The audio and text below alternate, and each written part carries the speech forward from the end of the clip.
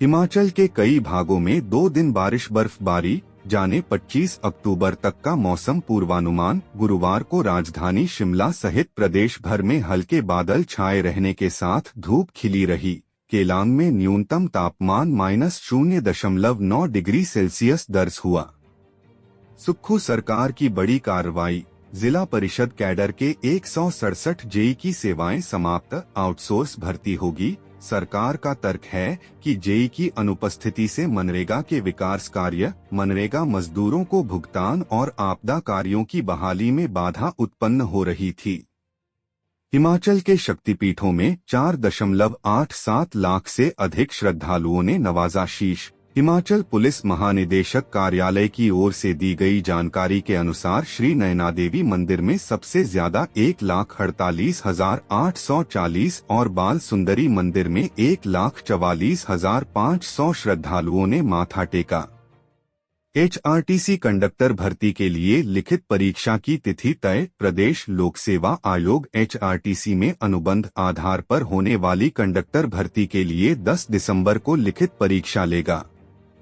Dussehra season के लिए होटलों में बुकिंग शुरू, रोहतांग और अन्य पर्यटक स्थल भी होने लगे सैलानियों से गुलजार। दशहरा सीजन में भी मनाली में पर्यटकों की भीड़ जुटने की उम्मीद है। होटलों में कमरों की एडवांस बुकिंग शुरू हो गई है। एचपीयू शिमला में भरे जाएंगे शिक्षकों के 29 और गैर शिक्षक का 1 पद। प्रदेश विश्वविद्यालय ने विभिन्न विभागों के शिक्षकों के 29 पद और गैर शिक्षक का 1 पद एडवाइजर एवं कंसल्टेंट विज्ञापित किए हैं।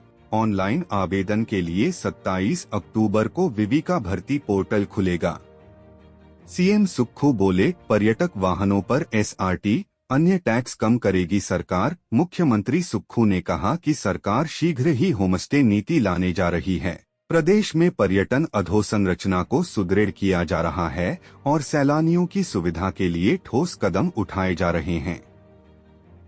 एसपीयू के लिए 32 लाख का व्यावसायिक प्रशिक्षण प्रोजेक्ट राष्ट्रीय कौशल विकास निगम से मंजूर। राष्ट्रीय कौशल विकास निगम एनएसडीसी कौशल प्रशिक्षण प्रदान करने वाले संस्थानों एवं संगठनों को वित्त पोषण प्रदान करके कौशल विकास में उत्प्रेरक के रूप में कार्य करता है।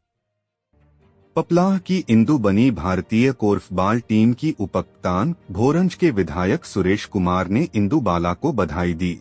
उन्होंने कहा कि इंदु बाला को भोरंज में आगामी समय में होने वाले कार्यक्रम के दौरान प्रदेश सरकार की ओर से सम्मानित किया जाएगा।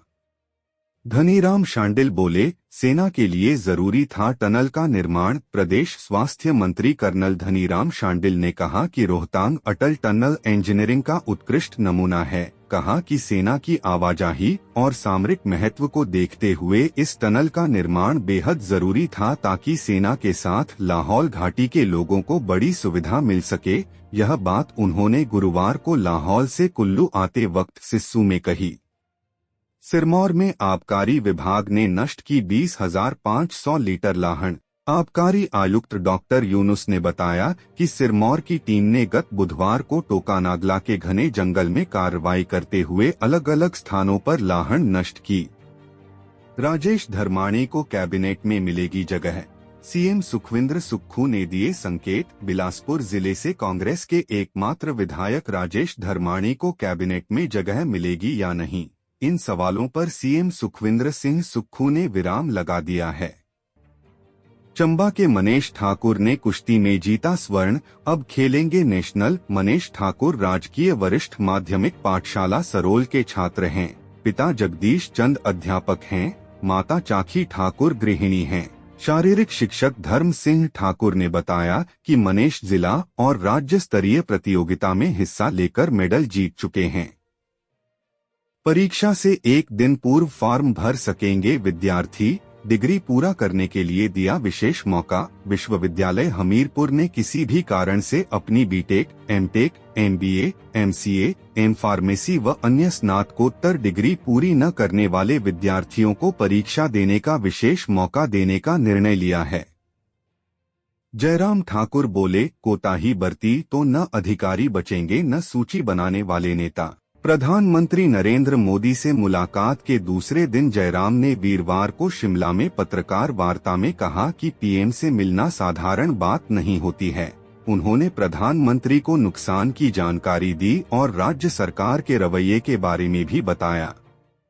मुकेश अग्निहोत्री बोले, विकास कार्यों में भावी पीढ़ियों की आवश्यकताओं पर विशेष फोकस। उप मुख्यमंत्री मुकेश अग्निहोत्री ने हरोली विधानसभा क्षेत्र के राजकीय वरिष्ठ माध्यमिक विद्यालय पालकवाह में 31वीं खंड स्तरीय चिल्ड्रन साइंस कांग्रेस के शुभारंभ के बाद विभिन्न विद्यालयों के विद्यार्थियों, अध्यापकों तथा उपस्थित क्षेत्रवासियों को संबोधित करते हुए दी। राजस्थान जम्मू कश्मीर में 1000 मेगावाट सौर ऊर्जा का उत्पादन करेगा एसजेवीएन। 1000 मेगावाट बीकानेर सौर परियोजना से 2.57 रुपए प्रति यूनिट के टैरिफ पर जेकेपीसीएल 600 मेगावाट और आरयूवीएनएल 500 मेगावाट विद्युत की खरीद करने के लिए इच्छुक हैं। भुंतर में महिला का मंगलसूत्र छीन भागा शातिर। सीसीटीवी में कैद हुई वारदात। महिला के छीने गए मंगलसूत्र की कीमत लगभग 90,000 रुपए है। महिला ने पुलिस में शिकायत दर्ज करवाई है। सेब पर मौसम की मार। 11 साल में सबसे कम कारोबार, 60% कम पहुंची पेटियां। पराला मंडी में इस वर्ष 17,29,967 पेटियां ही सेब पहुंचा, जबकि पिछले वर्ष 27,58,320 पेटियां सेब की पहुंची थीं। कारोबारी और महिला के अश्लील वायरल वीडियो मामले की पुलिस ने शुरू की जांच, साक्ष्य जुटाए। सोशल मीडिया पर वायरल हो रहा कारोबारी और महिला का अश्लील वीडियो एक होटल के कमरे में बनाया गया है। हमीरपुर में बंद किए 16 क्रशरों का किया निरीक्षण। जांच टीम की रिपोर्ट पर होगा संचालन का फैसला। शिमला से आई 9 सदस्यीय जांच कमेटी ने 2 दिन तक ब्यास नदी की सहायक मान, कुनाह, बाकर और पुंग खड्डों के किनारे चलने वाले स्टोन क्रशरों की निरीक्षण किया। हिमाचल में 30 किलोमीटर के दायरे से बाहर होंगे शिक्षकों के तबादले। सरकार ने पुराने नियम बदले। प्रदेश में अब शिक्षकों के तबादले 30 किलोमीटर के दायरे से बाहर होंगे। करीब 80,000 शिक्षकों के तबादलों के लिए प्रदेश की सुखविंदर सिंह सुक्खू सरकार ने पुराने नियम बदल दिए हैं।